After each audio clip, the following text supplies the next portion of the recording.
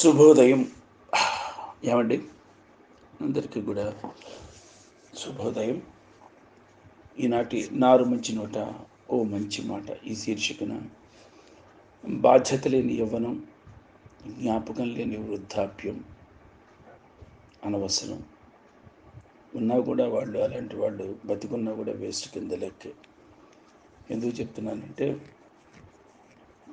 బాధ్యత లేని యవ్వనం అంటే యూత్ వస్తారండి.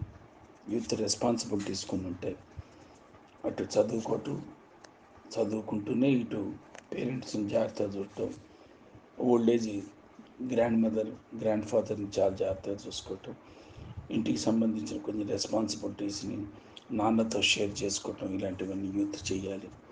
అంతే తప్ప ఎప్పుడు చదువు అంటూను, లేకపోతే స్నేహితులను హబ్బులను తిరగటం కాదు. బాధ్యత ఎరిగి బతకాలి, బాధ్యత ఎరిగి మసలుకోవాలి. ఈ జ్ఞాపకం లేని వృద్ధాప్యం అంటారా? జ్ఞాపకం లేకపోతే వృద్ధాప్యం సాగదండి. వృద్ధాప్యం ఒక్కోసారి దిగులుగా ఉంటుంది. అయ్యో, ఈ లోకం నుంచి వెళ్ళిపోతున్నాం, నా భార్యను వదిలేసి వెళ్ళిపోతున్నా, నా కొడుకు కోడలు కూతురు అల్లుడు మనవరాళ్ళు వీళ్ళందరినీ వదిలేసి వెళ్ళిపోతున్నా అని అనిపిస్తుంది. స్నేహితుల్ని కూడా వదిలేసి వెళ్ళిపోతున్నా అనిపిస్తుంది. ఒంటరిగా ఉంటాడు ఇంట్లో, ఒక పడక కుర్చీలో కూర్చొని. అప్పుడు తప్పనిసరిగా పాత జ్ఞాపకాలు నెమరేసుకోవాలి. పాత మధుర స్మృతులు, ఆనాటి ఆ స్నేహంలో చేసిన చిలిపి పనులు, ఆనాటి మాటలు, అవన్నీ నెరవేర్చుకుంటే ఈ దిగుళ్ళు ఇవన్నీ కూడా పైసా లేని, వైద్యం లేని ట్యాబ్లెట్స్ లాగా ఉపయోగపడతాయి జ్ఞాపకాలు. సో కాబట్టి జ్ఞాపకం ఉంచుకోవాలి వృద్ధులు అంటే రోజులో ఎక్కువసేపు మాట్లాడుతూ ఉండాలి, రోజు ఎక్కువసేపు ఫ్యామిలీ మెంబర్స్తో గడపాలి, స్నేహితులకు ఫోన్ చేయాలి, సాయంత్రం పూట లేకపోతే మార్నింగ్ పూట పార్కుకి వెళ్ళాలి, సరదాగా అక్కడ జోక్స్ వేస్తూ మాట్లాడాలి, రాజకీయాల గురించి మాట్లాడాలి, సినిమాల గురించి మాట్లాడాలి, నేటి యూత్ ట్రెండ్ గురించి మాట్లాడాలి. ఇలా మాట్లాడుకుంటేనే బాగుంటుంది. మరి ఈ రెండు లేకపోతే అనవసరం కదా. అందుకని ఈ రోజున శీర్షికలో బాధ్యత లేని యవ్వనం, జ్ఞాపకం లేని వృద్ధాప్యం అనవసరం. కారణం లేని కోపం కానీ, మరి గౌరవం లేని ఇష్టం కానీ, కొంతమంది ఫలానా వాళ్ళని పరిచయం చేస్తాం, హాయ్ అంటారు తప్ప నమస్కారం చేతులు జోడించి చెప్పరు పెద్దవాళ్ళకి. ఓ పండితుడైనా, నాన్న ఫ్రెండ్ అయినా, తాతయ్య స్నేహితుడైనా ఎవరైనా వచ్చినా సరే పలకరించరు. మా మనవడండి, అరే ఇట్రారా, రఘు ఇట్రారా అంటే సారీ తాతయ్య నా బిజీ అని వెళ్ళిపోతారు. అప్పుడే తెలుస్తుంది వాళ్ళ ఇంట్లో మర్యాదలు ఏంటని. అట్లాంటిది అకారణంగా కోపాలు తెచ్చుకుంటారు కొంతమంది మీద. కారణం ఉండదు, కారణం లేకుండానే కోపం వచ్చేస్తుంది. ఎందుకు వస్తుందో తెలియదు. చిన్న మాట పట్టింపు, ప్రతి చిన్న విషయాన్ని సూక్ష్మీకరించినటువంటి సూక్ష్మమైన విషయాన్ని కూడా భూతద్దంలో పెట్టి చూసేవాళ్ళు, అకారణమైనటువంటి కోపం ఉన్నటువంటి వాళ్ళు, వీళ్ళంతా కూడా వేస్ట్ కింద లెక్క వస్తారు. అందుకనే మన ప్రేమలో ముఖ్యంగా మనం దాచిపెట్టుకునే విలువైన ఆస్తి ఈ జ్ఞాపకాలేనండి. చిన్న జ్ఞాపకాలే పెద్ద ఆనందాన్ని ఇస్తాయి వృద్ధాప్యంలో. అవి ఒక బ్యాంక్ బ్యాలెన్స్లో, బ్యాంక్ అకౌంట్స్గా మిగిలిపోతూ ఉంటాయి మనకి. వాటిని పోగేసుకునే విధానం మనకు తెలిసి ఉండాలండి. ఏవి మంచి జ్ఞాపకాలు, ఏవి చేదు జ్ఞాపకాలు, అవన్నీ సార్ట్అవుట్ చేసుకొని మంచి జ్ఞాపకాలని సెక్యూర్ చేసుకోవాలన్నమాట. మనం ప్రేమించేవారు తిట్టినప్పుడు ఓర్చుకోవాలి, తప్పదు. ఎందుకంటే మన ప్రేమ వారే కాబట్టి, మన ఆరాధన వారే కాబట్టి. అలాగే మనం ప్రేమించిన వారు అలిగితే బతిలాడాలి, అవసరమైతే కాళ్ళు కూడా పట్టుకోవాలండి. ఎందుకంటే వారే మన ప్రాణం కాబట్టి.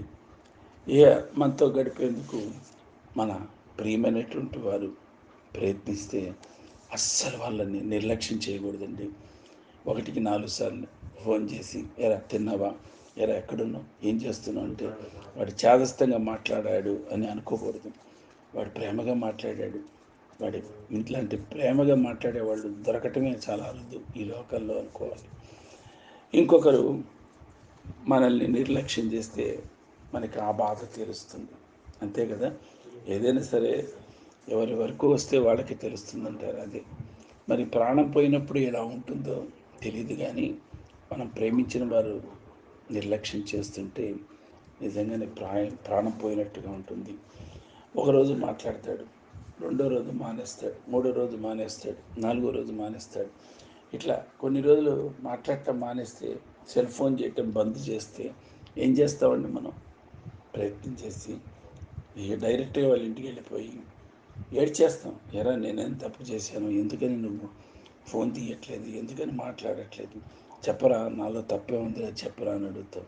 అలాంటి వాళ్ళని ఎప్పుడు మనం మిస్ చేసుకోకూడదండి, ఎప్పుడు మిస్ చేసుకోకూడదు.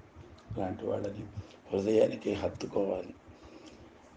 అందుకనే పెద్దవాళ్ళు అంటారు, తెగేంత వరకు దారాన్ని లాగొద్దు మిత్రమా అని. తెగిపోయిన తర్వాత దారం పోగు కలిపితే అది ముడిగానే అనిపిస్తుంది కానీ స్వచ్ఛమైన దారంలాగా కనిపించదు, దారం పోగులాగా ఏ సాఫ్ట్గా కూడా కనిపించదు. మరి బంధం కూడా మరి అలాంటిదే. కాబట్టి బంధాల్ని మనం పదిలంగా కాపాడుకోవాలి. అలాంటి బంధం దొరికినప్పుడు వదులుకోకూడదు మిత్రమా. భగవంతుడు మనిషికి ఒక వరాన్ని ఇచ్చాడు. బంధువులు నీ రక్త సంబంధీకులు నీ కుటుంబాల పరంగా పరపరంగా తరతరాలుగా వస్తూనే ఉంటారు. మన కుటుంబంలో గొప్ప వ్యక్తి ఉంటే, ఫలానా వాడు మా కుటుంబంలో గొప్ప వ్యక్తి, మా పెదనాన్న అవుతాడు, మా మామయ్య అవుతాడు, మా తాతయ్య అవుతాడు అని గర్వంగా చెప్పుకుంటాం.